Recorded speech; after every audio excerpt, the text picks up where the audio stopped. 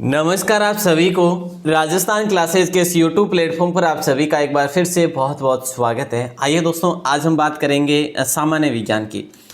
दोस्तों हर रोज़ सुबह अपनी मॉर्निंग में 9 बजे क्लास होती है। वैसे सामान्य विज्ञान आज अपन पढ़ेंगे। कल हमने पढ़ा था इंडिया जीके, तो कभी इंडिया जीके, कभी सामान्य ज्ञान और कभी जो है अपना कंप्यूटर जीके होता है। और कंप्यूटर जीके की मैंने आपको एक पीडीएफ दी है कल 150 क्वेश्चन की, 150 क्वेश्चंस की। अगर आपने उसको डाउनलोड नहीं करी तो करिए और बढ़िया तरीके से पढ़िएगा। तो चलिए दोस्तों, रफ्तार मॉडल टेस्ट पेपर पढ़ेंगे हम। ज़्यादा टाइम वेस्ट आपका नहीं करेंगे, रट लेना है ये सारे संभावित प्रश्न जो एग्जाम के लिए महत्वपूर्ण है। सबसे पहला क्वेश्चन, सबसे अधिक यौगिक किस तत्व द्वारा हाइड्रोजन के साथ बनाए जाते हैं? फिलहाल हमारा जो राइट आंसर हो जाएगा वो हो जाएगा कार्बन।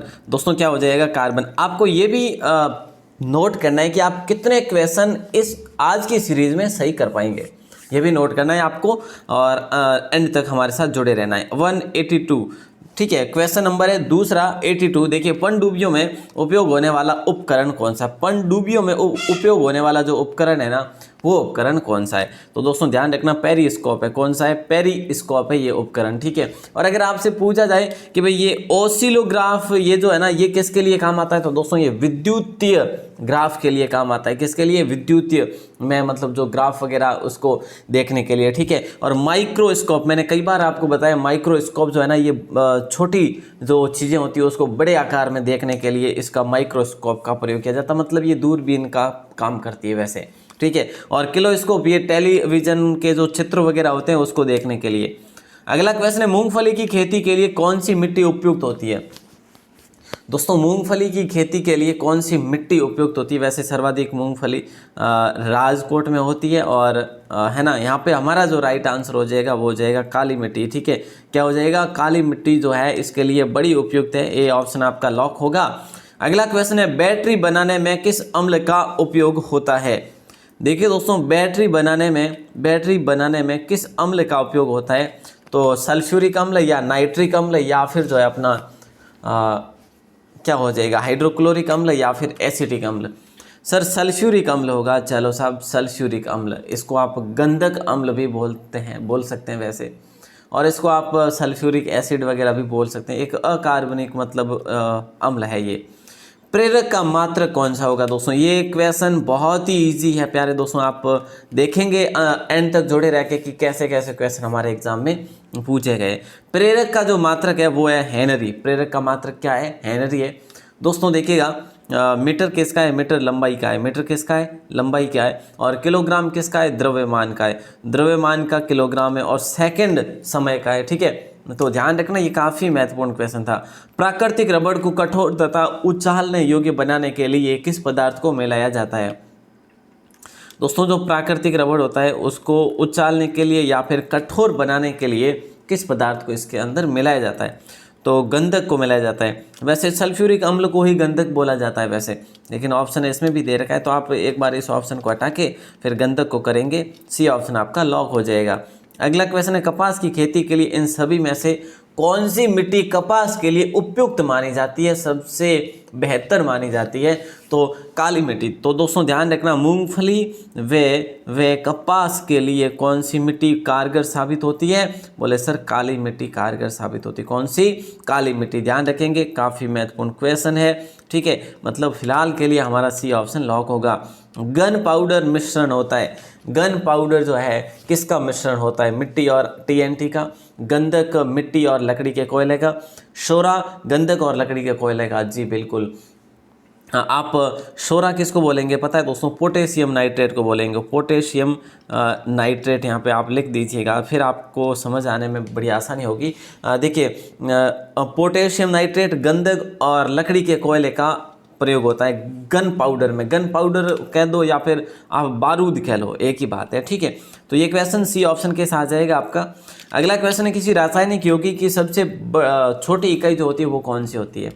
रासायनिक यौगिक की सबसे छोटी इकाई अणु होती है प्यारे साथियों। क्या होती है? अणु। तो हम अणु के साथ जाएंगे। अगला क्वेश्चन है, स्वास्थ्य को लेकर वंदे मातरम योजना कब शुरू की गई थी? दोस्तों आज के क्वेश्चन काफ़ी अपने एग्जाम की आधारशिला बनाने वाले हैं, एग्जाम को टाइट करने वाले हैं ना। फाइट कहो टाइट कहो, है ना। तो यहाँ पे हमारा राइट आंसर होगा 2004 जनवरी आई थिंक जनवरी में शुरू करी थी ये, 2004 में कर दी थी, ठीक है। और जननी सुरक्षा योजना ये कब करी थी? जननी सुरक्षा योजना ये भी 2003-4 में ही करी थी, ध्यान रखिएगा, 2003-4 में ही करी थी। अगला क्वेश्चन है, अप्राकृतिक रूप से फलों को पकाने के लिए किस गैस का प्रयोग किया जाता है? अप्राकृतिक कह लो या फिर कृत्रिम कह लीजिएगा आप, है ना। कृत्रिम रूप से फलों को पकाने के लिए किस गैस का प्रयोग किया जाता है? तो ये क्वेश्चन अपने कई बार पढ़ा, वैसे इथाइलेन का प्रयोग किया जाता है। किसका? इथाइलेन गैस का प्रयोग किया जाता है। हमारा राइट आंसर ए ऑप्शन के साथ, आपका भी ए ऑप्शन के साथ। नंबर 92 आज का 12वां क्वेश्चन आपकी स्क्रीन पर है। तत्काल शक्ति के लिए खिलाड़ी किसका उपयोग करते हैं?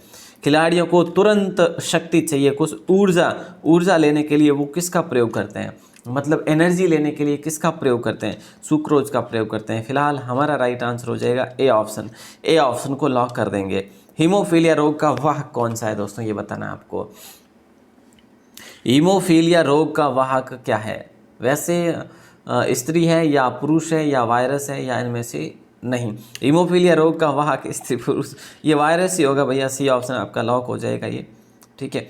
हीमोफीलिया, और सबसे पहले हीमोफीलिया किसको हुआ था? इसको हम शाही रोग भी बोलते हैं, शाही रोग, ठीक है। तो ये बहुत ही इंपॉर्टेंट क्वेश्चन है आपका। त्रिविध टीका किन 3 रोगों के लिए लगाया जाता है? त्रिविध नाम से एक टीका लगाया जाता है, वो तीनों रोग एक साथ, मतलब तीनों रोगों के लिए एक साथ लगाया जाता है। वो है डिप्थीरिया, काली खांसी और टेटनस। देखिए डिप्थीरिया, काली खांसी और टेटनस, मतलब सी ऑप्शन आपका लॉक हो जाएगा, ठीक है ना।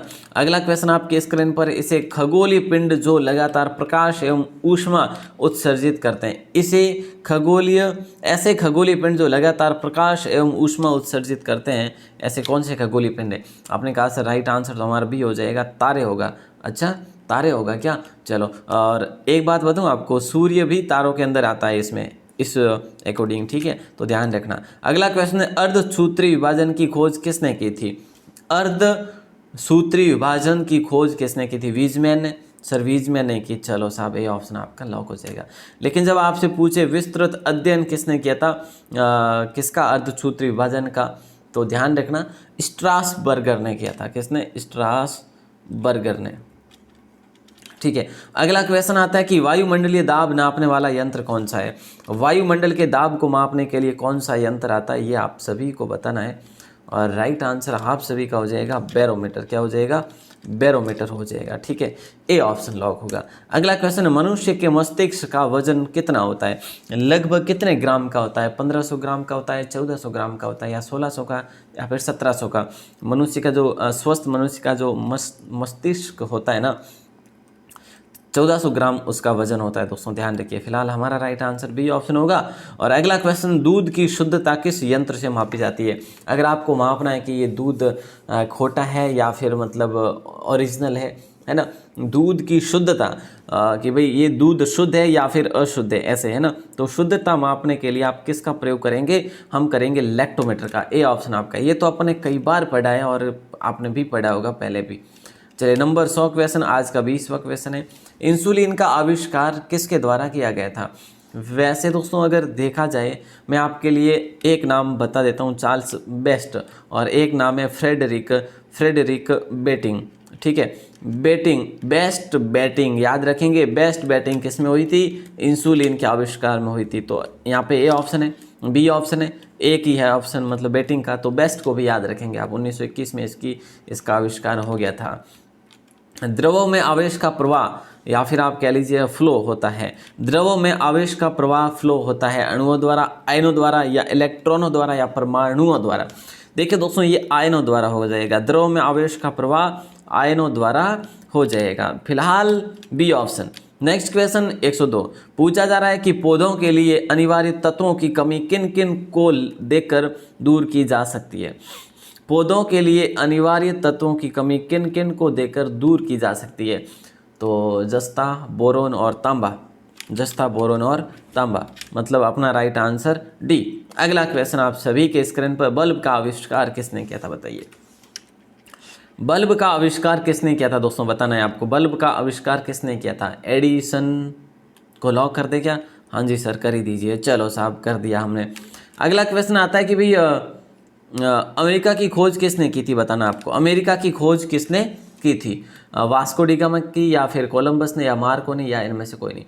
अमेरिका की खोज अमेरिका की खोज की थी कोलंबस ने, ठीक है। भारत की खोज वास्को डी गामा ने की थी। भारत की खोज 1498 में वो भारत आए थे, ठीक है। तो ध्यान रखना दोस्तों, कोलंबस ने अमेरिका की खोज की थी। अगला क्वेश्चन आप सभी के स्क्रीन पर है कि ट्रैक्टर की खोज किसने की थी। ट्रैक्टर की खोज किसने की थी, तो देखिए दोस्तों, वैसे वो क्वेश्चन तो अपना अमेरिका का तो जी के रिलेटेड था, लेकिन जीएस में आ गया तो मतलब इज्जत दीजिए उस क्वेश्चन को, है ना। तो यहाँ पे ट्रैक्टर की खोज करी थी दोस्तों फारविचन। मैं आपको कई बार बता चुका हूँ, फारविचन ने ट्रैक्टर की खोज की। बाकी इनमें से कोई नहीं हो जाएगा, मतलब डी ऑप्शन होगा, ठीक है। यूएसए में करी थी इन्होंने।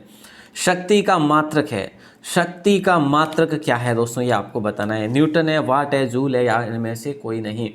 शक्ति के मात्रक की जब बात की जाएगी तो वाट के साथ करी जाएगी, वाट लग जाएगी, शक्ति की वाट लग जाएगी, ऐसे याद रखो। कार्य व ऊर्जा, कार्य व ऊर्जा का क्या होता है, वो जूल होता है दोस्तों। कार्य व ऊर्जा का जूल होगा, और शक्ति का मात्रक वाट होगा, ध्यान रखना। और बल का मात्रक न्यूटन होगा दोस्तों। बल का मात्रक क्या हो जाएगा, न्यूटन हो जाएगा। ये माप तोल के विभिन्न मात्रक है। अगला क्वेश्चन है एक्सरे। एक्सरे का आविष्कार किसने किया था, बता दीजिएगा। एक्स रे का आविष्कार किसने किया था, ये आपको बताना है। रदरफोर्ड, न्यूटन ने, रोंटजेन ने, या बेयर्ड ने।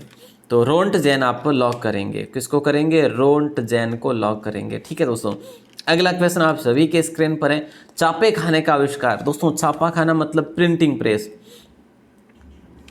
प्रिंटिंग प्रेस का आविष्कार किसने किया था, विलियम कैक्सटन ने, रॉबर्ट वाटसन ने, रोंटजेन ने, या कार्ल्स बेंज ने। तो हम लॉक करेंगे विलियम कैक्सटन में, ठीक है। विलियम कैक्सटन को लॉक करेंगे। छापे खाने का आविष्कार इन्होंने किया। अच्छा, अपने पढ़ा एक्सरे का आविष्कार किसने किया, रोंटजेन ने किया। रोंटजेन ने एक्सरे का आविष्कार किया। सापेक्षता, देखिए दोस्तों ये क्वेश्चन बड़ा ही लाजवाब है। सापेक्षता के सिद्धांत की खोज किसने करी थी सबसे पहले, अल्बर्ट आइंस्टीन ने, एडिसन ने, खुराना ने, या न्यूटन ने। तो दोस्तों देखिए, अल्बर्ट आइंस्टीन जो थे ना, ये जर्मन थे, ठीक है। ये जर्मनी के थे, जर्मन थे, ठीक है। तो सापेक्षता के सिद्धांत की खोज इन्हीं के द्वारा करी गई थी। ध्यान रखना दोस्तों, काफ़ी महत्वपूर्ण क्वेश्चन है। इनको नोबेल पुरस्कार भी दिया गया था। अंधों के पढ़ने के लिए लेखन पद्धति का आविष्कार किसने किया, ये मैं आपको कई बार बता चुका हूँ। इस क्वेश्चन का भी हल अपन ने कई बार देखा।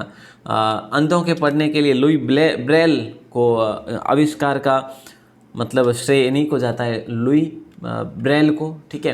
ये फ्रांस के शिक्षाविद भी थे, अन्वेषक भी थे। वैसे ये खुद जो थे ना, कहते हैं कि ये खुद नेत्रहीन थे। क्या ये खुद भी नेत्रहीन थे। अगला क्वेश्चन है, प्रयोगशाला में सर्वप्रथम डीएनए का संश्लेषण किसने किया। प्रयोगशाला में सर्वप्रथम डीएनए का संश्लेषण किसने किया था, प्रोफेसर चंद्रशेखर ने, वाटसन एंड क्रिक ने, डाल्टन ने, या खुराना ने। राइट आंसर आप सभी का हो जाएगा खुराना। प्रयोगशाला में सर्वप्रथम डीएनए का संश्लेषण किया था खुराना ने। डी ऑप्शन आप सभी का लॉक हो जाएगा। अगला क्वेश्चन नंबर 112 है, फाउंटेन पेन का आविष्कार किसने किया। फाउंटेन पेन का आविष्कार किसने किया, ये आपको बताना है। ये कई बार अपने पढ़ा। फाउंटेन पेन का आविष्कार किया था, सॉरी क्वेश्चन ही हट गया, कहाँ गया, ये सही मेरा क्लिक हो गया यहाँ पे, जो है ना आपको दिख रही है ना, ये यहाँ पे क्लिक हो गया था, खैर आगे चला गया था। फाउंटेन पेन का आविष्कार किसने किया, तो दोस्तों ध्यान रखना, वाटरमैन ने किया। किसने किया, वाटरमैन ने। फाउंटेन पेन का आविष्कार किया था वाटरमैन ने। अगला क्वेश्चन आता है, इलेक्ट्रॉनिक कंप्यूटर का आविष्कार किसने किया था। ये बहुत ही आसान सा क्वेश्चन है। इलेक्ट्रॉनिक कंप्यूटर का आविष्कार किसने किया था, तो जेपी एकर्ट ने किया था, ठीक है। 1946 में अमेरिका से किया था, ठीक है। तो ये चीज़ आप लोग ध्यान रखेंगे, बिल्कुल आसान सा क्वेश्चन है, बी ऑप्शन। अगला क्वेश्चन है, माइनर सेफ्टी लेंस की खोज किसने की थी। ये क्वेश्चन भी मैंने आपको बताया, कई बार अपन ने इस पर डिस्कस किया। तो माइनर सेफ्टी लेंस की खोज जो है ये हम्फ्री डेवी ने की थी। किसने, हम्फ्री डेवी ने। ये हम्फ्री डेवी जो थे ना, ये ब्रिटेन से इन्होंने खोज करी थी। तो राइट आंसर बी ऑप्शन हो जाएगा। ऑटो हॉर्न किस आविष्कार से संबंधित है, कृत्रिम रेडियो एक्टिवता, या नाभिकीय संलयन या नाभिकीय विखंडन या अपेक्षित सिद्धांत। तो राइट आंसर हो जाएगा नाभिकीय विखंडन, मतलब सी ऑप्शन आपका लॉक हो जाएगा। सी ऑप्शन आप सभी का लॉक हो जाएगा। वोल्ट किसका मात्रक है? देखिए दोस्तों, पूछा जा रहा है वोल्ट जो है ये किसका मात्रक है। हाँ जी, विद्युत धारा का, विद्युत प्रतिरोध का, विभवांतर का या विशिष्ट प्रतिरोध का। तो वोल्ट जो है ये विभवांतर का है दोस्तों। सी ऑप्शन आपका सही उत्तर हो जाएगा। विद्युत धारा किसका है? एम्पियर का है, ठीक है, एम्पियर का है। और विद्युत प्रतिरोध ये तो उसका है अपने ओम का, ठीक है। अगला क्वेश्चन नंबर 117 है कि निम्नलिखित में से किस वैज्ञानिक ने वंशानुगति के सिद्धांतों को खोजा था? आज अपन खोज आविष्कार ही पढ़ेंगे, खोज और आविष्कार ही पढ़ेंगे। और मैंने आपको बताया यहाँ से क्वेश्चन जरूर टपकेंगे आपके। तो मेंडल को लॉक करेंगे। वंशानुगति के सिद्धांत को खोजा मेंडल ने। पेंसिलिन का आविष्कार किसने किया? दोस्तों देखिएगा, पेंसिलिन का आविष्कार किसने किया था? अलेक्जेंडर फ्लेमिंग ने, Harvard, Hansen, Hobart Koch. A option आपका लॉक हो जाएगा। अलेक्जेंडर फ्लेमिंग ने पेंसिलिन का आविष्कार किया। और आगे बढ़ते हैं, अगले क्वेश्चन को देखते हैं। चेचक के टीके का आविष्कार किसने किया? बताइए। ये क्वेश्चन आज के बड़े ही लाजवाब होने वाला है आपके लिए। चेचक के टीके का आविष्कार किसने किया था? तो एडवर्ड जेनर ने किया था दोस्तों। एडवर्ड जेनर ने चेचक के टीके का आविष्कार किया। तो राइट आंसर हमारा सी ऑप्शन हो जाएगा। हमने पढ़े हैं 39 क्वेश्चन मात्र 16 मिनट में। अब उम्मीद करता हूं कि आप इस लास्ट क्वेश्चन का जवाब देंगे। हर्ट्ज किसका मात्रक है? हर्ट्ज जो है ना, आवृत्ति का या फिर दूरी का या समय का या इनमें से कोई नहीं। ये क्वेश्चन इतना इजी दिया मैंने आपको कि आप कल्पना भी नहीं कर सकते, रियल बता रहा हूँ। अच्छा हाँ, आप पहली बार हैं राजस्थान क्लासेस पर तो सब्सक्राइब करके बेल प्रेस ज़रूर दबाइएगा, क्योंकि आपको जो भी वीडियो मिले वो आपकी मिस ना हो। और हर एक वीडियो जो आती है अपनी, हर एक क्लास जो आती है वो एग्ज़ाम के संदर्भ में बड़े ही महत्वपूर्ण आती है। तो बस लास्ट तक जुड़े रहिएगा हर क्लास में। आप सभी का दिल से बहुत बहुत शुक्रिया।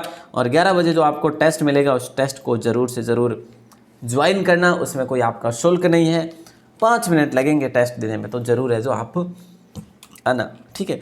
आप सभी का दिल से बहुत बहुत शुक्रिया। जय हिंद, वंदे मातरम।